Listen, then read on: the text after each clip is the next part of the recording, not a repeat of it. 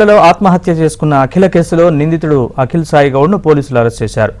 అతడి వేధింపులతోనే ఆత్మహత్యకు పాల్పడినట్లు ఆమె తండ్రి పోలీసులకు ఫిర్యాదు చేశారు. పరారీలో ఉన్న అఖిల్ని పోలీసులు అరెస్ట్ చేశారు.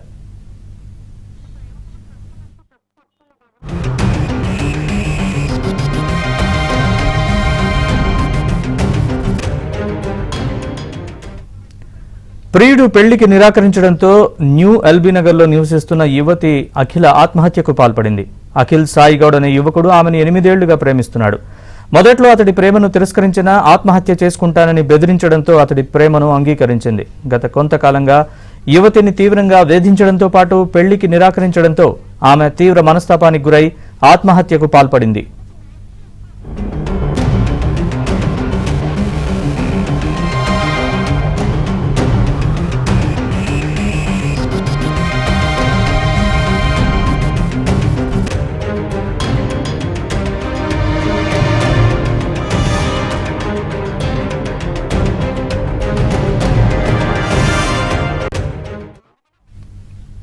జీడిమెట్లలో ఆత్మహత్య చేసుకున్న అఖిల కేసులో నిందితుడు అఖిల్ సాయి గౌడ్ను పోలీసులు అరెస్ట్ చేశారు.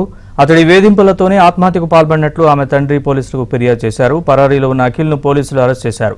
ఇదే అంశానికి సంబంధించి మరింత సమాచారాన్ని మా ప్రతినిధి శశిని అడిగి తెలుసుకుందాం. శశి, పోలీసులు ఎప్పుడు అరెస్ట్ చేశారు అఖిల్ని? పూర్తి అప్డేట్స్ చెప్పండి.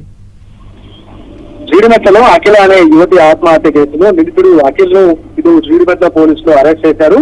ఆమె సూసైడ్ చేసుకున్నప్పటి నుంచి కూడా అఖిల్ సాయి పరారీలో ఉన్నాడు. ఈ నేపథ్యంలో పోలీసులకు ఒత్తిడి కూడా పెరగడంతో దీంతో అఖిల్ సాయిని అరెస్ట్ చేశారు. అయితే కాసేపట్లో అతన్ని రిమాండ్ చేసేటటువంటి అవకాశం అయితే కనిపిస్తోంది. ఇక అఖిల్ సాయి మోసం చేయడం వల్లనే మనస్తాపానికి గురైనటువంటి అఖిల 2 రోజుల క్రితం ఆమె సూసైడ్ చేసుకుంది.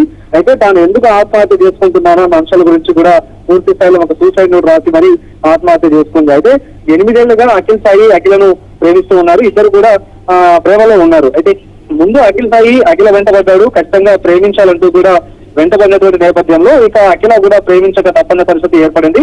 ముందుగా తాను ఆత్మహత్య చేసుకుంటాను ప్రేమించకపోతే అంటూ కూడా బెదిరించినటువంటి సందర్భాలు కూడా ఉన్నాయంటూ తెలుస్తోంది. అనంతరం పెళ్లి కూడా చేసుకుందాం అంటూ కూడా భావించారు. అయితే పెద్దలకు ఈ పెళ్లి విషయం చెప్పి పెద్దలు కూడా పెళ్లికి అంగీకరించిన తర్వాత అఖిల్ సాయి పెళ్లి చేసుకోవడానికి నిరాకరించాడు. తనకు 70 లక్షల రూపాయలు కట్నం ఇవ్వాలంటూ కూడా ఇటు అఖిలను వేధించినట్టుగా తెలుస్తోంది. దీంతో అఖిల తీవ్ర మనస్తాపానికి లోనైంది.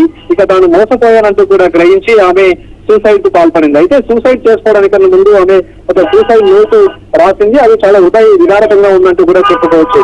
మంచివాడంటూ కూడా నన్ను మోసపోయాను, అమ్మా నాన్న నన్ను క్షమించండి అంటూ కూడా ఆమె రాసినటువంటి సూసైడ్ నోటు అందరినీ కంటతడి పెట్టిస్తోంది.